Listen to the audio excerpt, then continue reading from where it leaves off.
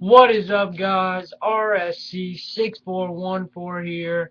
Today I am not back with another video. This is the first episode of SUPERCARD Radio with rsc6414 here. And today I've got a big show planned for you guys for my first episode of a podcast. As you guys know, I told you yesterday, I posted a video last night saying I had a huge announcement. That huge announcement was going to be that I was starting my own podcast. And here is the first episode of Supercard Radio. Got a couple things planned for you guys today. I'm going to be previewing Money in the Bank, not predicting it because I'll save that for another time, but I will be previewing it indeed, and I can't wait to get started, and hope you guys will continue watching. So here we go. The first thing I'm going to talk about probably, I'm also going to talk a little bit about TNA and Bound for Glory series today. Tune in on Friday, and I'll probably, or Saturday, whenever I do it, I'll talk about independent wrestling some, as well as my predictions for Money in the Bank. So let's go ahead and get started. First thing I'm going to talk about, like I said, Money in the Bank. I'll just preview it, give some scenarios of who I think could win, but first thing we have is the WWE Tag Team Champions Seth Rollins and Roman Reigns versus the Usos. I'm really glad that the Usos are getting a push now. I think it's been well deserved for a while now, and I just think that I think they could pull it off, but since it's the pre-show, it's hard to really say that they're going to win here. The WWE Tag Team Champions Roman Reigns and Seth Rollins have held it since Extreme Rules, so about 2 months, you know. But this match should be good, decent pre-show. I hope they give it more than 5 minutes. But yeah, I'm just gonna go ahead and say that I don't know. I'm not gonna give any predictions, but I think it's pretty obvious who's gonna win, and I'll leave it at that. Next match we have will be Chris Jericho versus Ryback, or Cryback now. I really hate how WWE is making him a crybaby. You're gonna make him like a maniacal, like, savage, and then you're gonna have him be a little crybaby. That's so stupid. Like, the thing with me is, why are you gonna make a guy and portray him to be this real tough, man-eating guy who takes out anybody in his path when he can't win a pay-per-view match, which is bad enough as it is, and now he's already going up against Cena and lost twice, and cleanly too. It's not like the Shield's interfering here, so it kind of stinks. I just wish that they utilize him a little better, but what are you gonna do? I guess I'm just a fan, so what does my opinion really matter? But like I said, I really don't like how they're doing this crybaby thing, how he's going to quit in the middle of a match against a Miz, who's like a mid-card superstar right now. She's not even a champion either right now, so it's kind of unfortunate. But, Chris Jericho, I could see this being one of his last matches before he lives like a rock star kind of thing where he normally does. Maybe he'll probably do one more at SummerSlam. But this match should be good. It's a toss-up who's going to win. Jericho's known to put guys over, but Ryback's also needing a win here, so this is intriguing. So I don't know who'd win this one. It's a tough one, but like I said, should be pretty good, hopefully. The next thing we have, Divas champion AJ Lee versus Caitlyn. I'm really looking forward to this match, to tell you the truth, the Divas Championship. Their match at Payback wasn't too bad. This is the first time in a while I've cared about a Divas Championship match, like I said in my Payback predictions. This match looks actually pretty good. The build for it's been proper, I think. They've given it a pretty good build. There's a story to tell, because these two used to be best friends and now they're not, kind of thing. And this is just really good, I really like this feud. I don't like how they're turning Caitlyn into a crazy chick. I mean, it's a lot of drama and stuff. I'm not too big fan of all that drama, but the spear that Caitlyn gave on AJ Lee was vicious last night on Monday Night Raw. She just nailed AJ Lee and just looked like she was dead because she flattened her with her head, basically. But this was really Really enjoyed that last night. I mean, I like AJ Lee. I hope she can retain here. I think it makes sense for her to retain. She's obviously gotten in Caitlin's head, but like I said, this should be a good match, and I think we all know who's going to win here. But again, I'm not going to make a prediction. Caitlin could win. AJ could win. So next thing we have Miz versus Intercontinental Champion Curtis Axel. This was the match I was looking forward to, the triple threat with Wade Barrett when he was champion at Payback. Curtis Axel is the new champion. So the Miz, I've never been a huge fan of his. I hope Axel can retain. Um, I like Axel a lot. A lot of people, some people don't like him, but I do like him. So I hope he can retain here. I think it makes the most sense. But who knows? Maybe Miz can pull off a shocker like Wade Barrett did when Miz held the title for less than 24 hours. So you never know. So yeah, it should be pretty good here. I don't know where Miz will go from here. I guess he'll keep feuding with Curtis Axel if he loses. If he wins, then I guess he'll just be the Intercontinental Champion, hold it for a little while. I don't know really what the direction the Miz is. If he loses this match, I guess he'd keep feuding with Curtis Axel, but that'll be an interesting question. That'll probably be answered in the next few months. So yeah. Next thing we have World Heavyweight Championship contract Money in the Bank ladder match with Wade Barrett, Cody Rhodes, Damian Sandow, Dean Ambrose, Fandango, Jack Swagger, and Cesaro. This is actually, believe it or not, the match I'm most looking forward to on this pay-per-view. This pay-per-view overall looks pretty good, I gotta say, top to bottom, so I'm excited for it. But this ladder match, the World Heavyweight Championship Futures ladder match, I guess they're calling it, but it looks pretty good. There's a lot of people I think that could win. Damian Sandow and Cody Rhodes, the Rhodes Scholars, are obviously best friends supposedly, so I could see them like crossing each other. Same with Swagger, Cesaro. I could see them going at it and on top of the ladder, like messing them up a little bit. The friendship that these four men have with Rhodes and Sandow, and then Swagger and Cesaro. Coulter's obviously their manager, so I could see something there like a little swerve.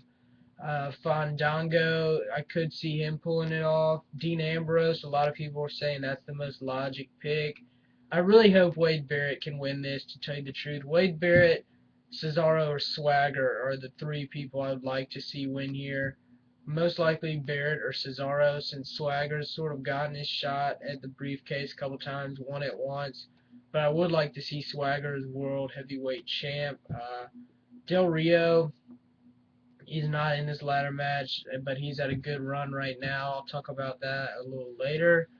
But like I said, I could see Barrett winning here. I could see Dean Ambrose winning here. I could see a lot of people winning here. It's just a sort of a toss-up. This is probably, generally you have Money in the Bank matches with people that are sort of like, this is probably the least predictable one for me, this World Heavyweight Championship ladder match. Generally, you see people like Truth or Kingston in these matches, and people are thinking they don't have a chance because you got other guys like Randy Orton or other people. But this one's a toss-up. I could see Sandow winning. I could see Rhodes winning. I could see Barrett. I could see all of them winning, to tell you the truth. Ambrose, like I said, the most logic pick. I'd like to see Barrett win, or Cesaro, or even Swagger, but who knows? Cody Rhodes and Sandow will probably get in a fight during it. Same with Swagger and Cesaro, or they'll have like a minor disagreement, I think. But yeah, that's what I think. Next match we have Money in the Bank All-Stars match. Kane, who got pummeled last night by the Wyatt family. I'll get into the Raw from last night as well. And you have Randy Orton, Rob Van Dam, the debuting Rob Van Dam returning back to the WWE. Should be good. CM Punk, Daniel Bryan, Christian, and Sheamus. I gotta say the guy who's least likely to win here would probably be Sheamus or Christian. I don't see them winning here at all. Just a prediction. I really don't see them going for the WWE Championship. I mean, I don't really like Sheamus or Christian, so it could be a biased pick, I guess, but I don't see them winning here.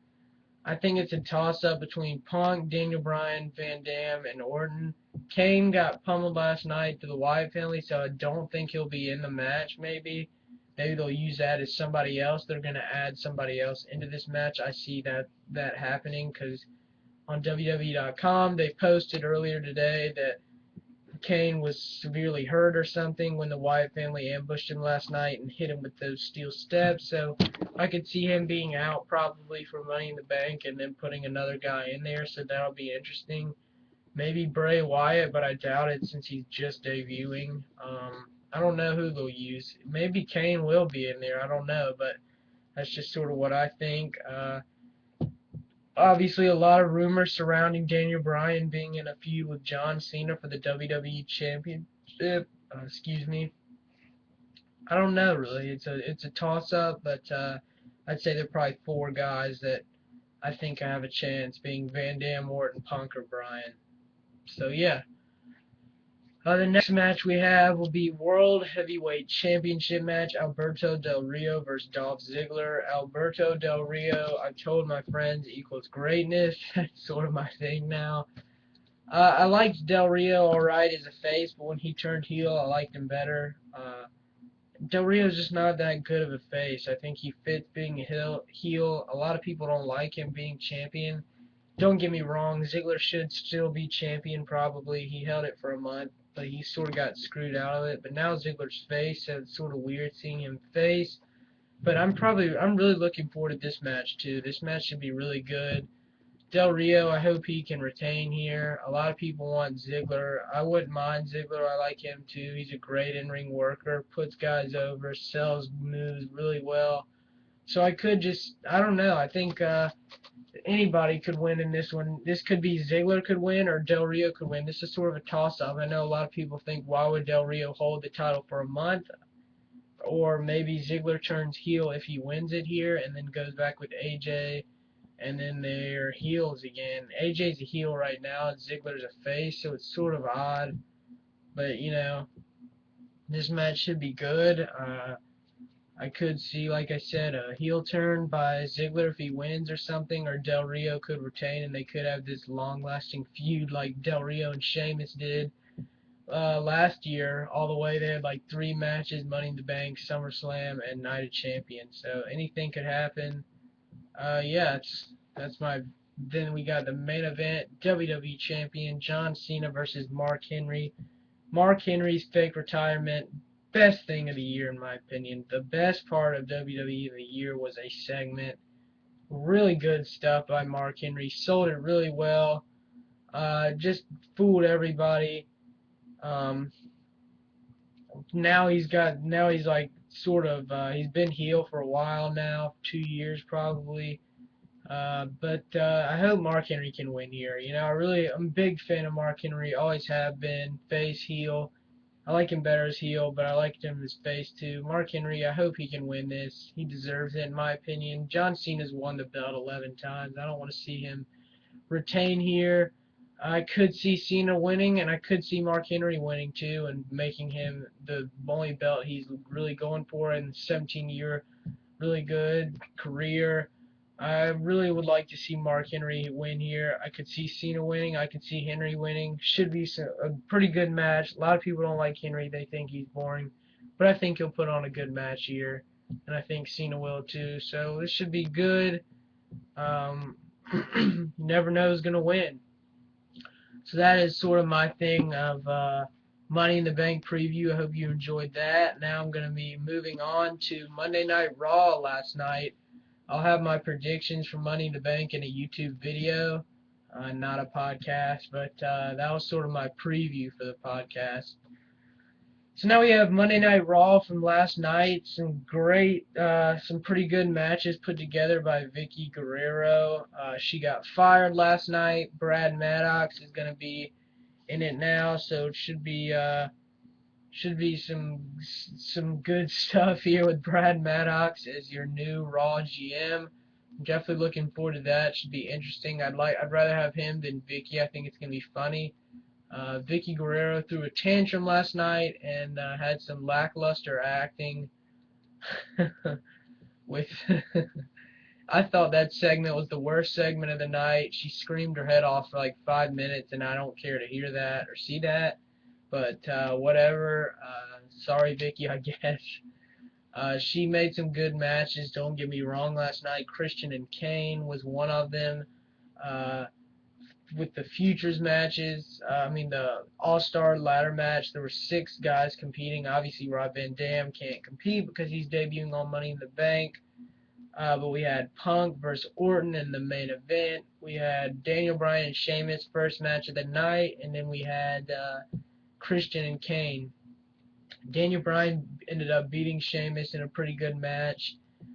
Then Kane ends up beating Christian, but we had some great build up with the Wyatt family. The cameraman would go to like the house that they stayed in, and it was really creepy and eerie, and it built the Wyatt family up. And then all of a sudden we see them backstage with like a little lantern with Eric Rowan and the Lambhead and Luke Harper and Bray Wyatt, obviously. Luke Harper being the guy with the black beard. For those of you who don't know his real name, his name, he was called Brody Lee in the indie scene. So I'm glad for him to be on WWE now. I've always watched him in NXT, so it wasn't that. I was really excited about them debuting. I think they did the proper debut for them. They came out, got a huge pop, a huge roar by the fans. They came out, it was dark with the lantern, and then all the lights go out. The lantern goes out. Bray Wyatt sits in his rocking chair. The lights come back on. Eric Rowan and Luke Harper in the ring and beat Kane up. Then they throw him against the steel steps and then slam him with the steel steps. And then Bray Wyatt seen on his knees just looking up with his arms up in the air like, look at us. It was really good. I really liked the way they had them debut. I think it'll be sort of like the Shield. They'll come in and take out all these big name superstars, these faces, and they'll be heel. I could see them going up against the Shield later on. That'd be really interesting. But I'd definitely go for the Wyatt family. I've watched them in NXT for about 2.5, 3 months now as the Wyatt family. Eric Rowan and Luke Harper are currently NXT Tag Champs in NXT right now. So that's pretty good. And they're always the most entertaining part of NXT, the episode. Every time I watch it, I look forward to seeing them, and I've been waiting for them on the main roster to be called up for a while now, and I'm glad they finally did. They've had about a month and a half of build-up, I feel like, but it's not really been. It's probably been a month of all these vignettes, but they hyped them up. I hope they utilize them well and don't misuse them, but I think from here on out they'll be attacking some superstars and eventually get into wrestling and like 3-on-3 matches, 2-on-2 with Rowan and Harper, 1-on-1 with Wyatt. The thing with them is it's almost like Bray Wyatt controls them, so it won't be like Shield matches where it's 3-on-3. It'll probably be like Rowan and Harper versus a tag team, and then Bray Wyatt versus a big name guy. So it should be good. I'm interested to see what they'll do with him. I think big pop, big hype right now. So yeah, I'm really looking forward to seeing what the Wyatt family are going to do in the future. But like I said, I think they'll be attacking big names and then get into wrestling, sort of like the Shield did. So it'll be interesting. Then we had main event CM Punk versus Randy Orton. Obviously, this match was pretty good, being that it was the main event. I really enjoyed it.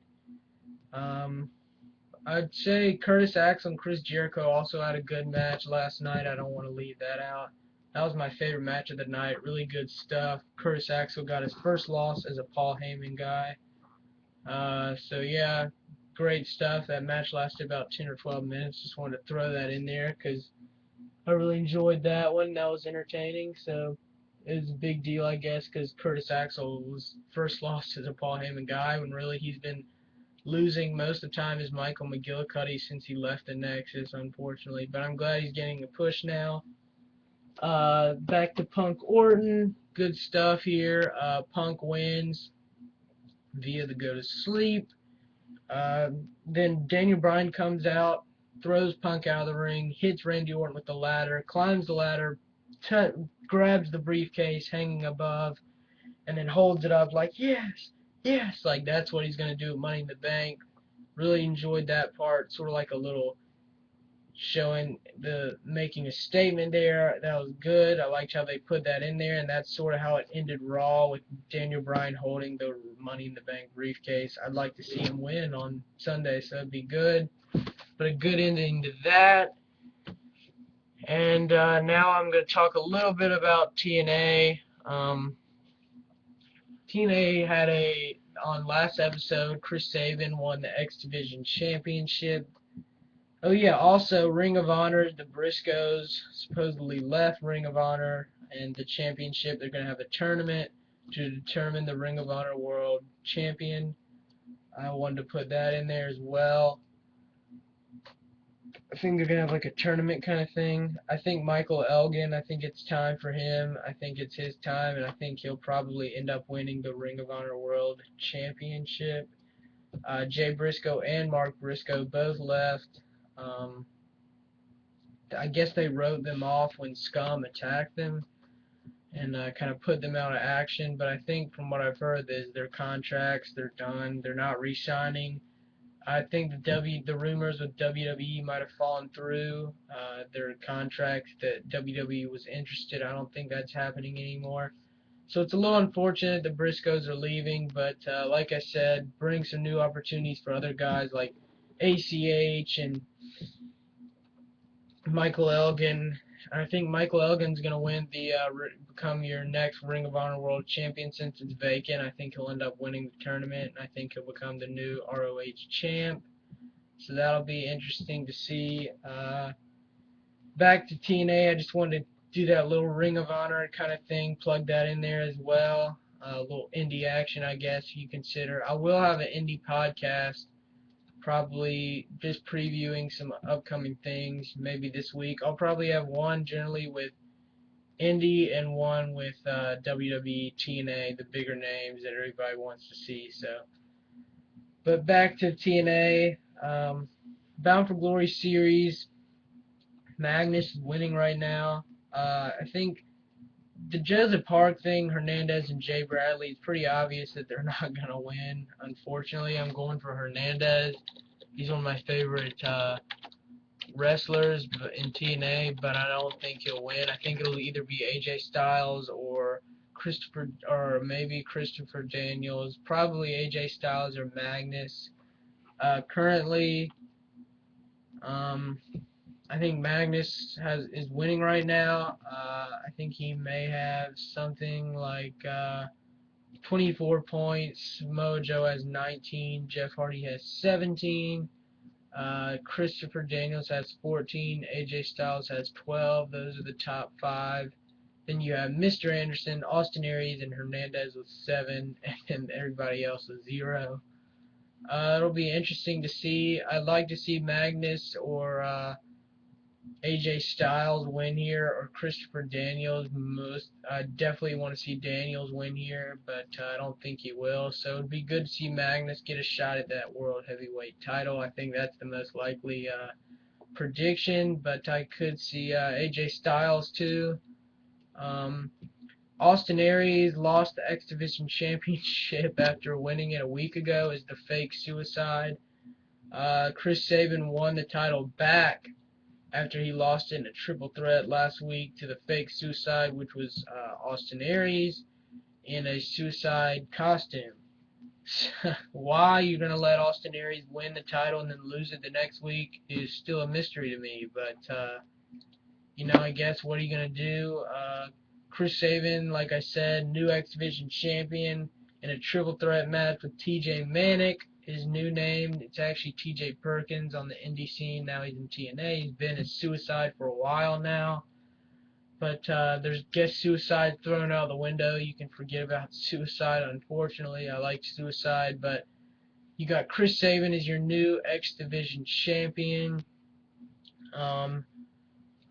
Sort of whatever. I'm not a huge fan of Sabin, so he'll probably cash that in for the TNA World Heavyweight Championship and feud with Bully Ray, and that could be I hope that's not the match for Bound for Glory series. For Bound for Glory main event. That'd be a little disappointing. I like Bully Ray, but I don't want to see Sabin in the main event. The guy He's had lots of surgeries. He probably deserves it from what he's been in to be in the main event scene. He's a really good wrestler, don't get me wrong, but I just can't get into him. I don't know why, but I just really can't get into Chris Sabin for some reason and jump on board and start liking him just because he's getting pushed. I liked him better in Motor City Machine Guns with Alex Shelley as tag team. That was really good, and their feuds with Beer Money and stuff, but those days are over. Chris Sabin's a singles wrestler now for a while since he's returned, and I don't know. I think Bound for Glory's coming up. I mean, in October, and then you've got the X Division sort of one night thing. Used to be Destination X on July 18th. I'll be at the beach next week, so I'll probably watch it there. That should be interesting. I don't know exactly what that's going to be like. I'm guessing they're going to have like X Division matches built around the X Division, and Chris Sabin will be like, I'm cashing in for the World Heavyweight Championship opportunity contract, and then they'll feud with Bully Ray and Sabin. So it'll be interesting to see what direction they go in or how that'll go. I'm definitely interested to see what's going to happen. But yeah, I think Chris Sabin's gonna cash in. We're gonna have a new X Division champ. I can't wait for Destination X and one night only kind of thing. I think it'll be interesting and entertaining. That's only a week from Thursday, so July 18th. So everybody get ready for that. That was sort of my little TNA kind of thing there too, 5 minutes, and talked about the preview, Money in the Bank, and then a little bit about ROH. So that concludes my first episode of the SUPERCARD Radio podcast. I hope you guys enjoyed it. Comment below whether you want me to keep making more episodes, because I probably will, but I always like the feedback whether you enjoyed this or not. Was it too long? Was it too short? Give me some feedback. I would like to hear it, and I'd like to see you guys' comments. And again, I hope you enjoyed it. This is RSC6414 signing off.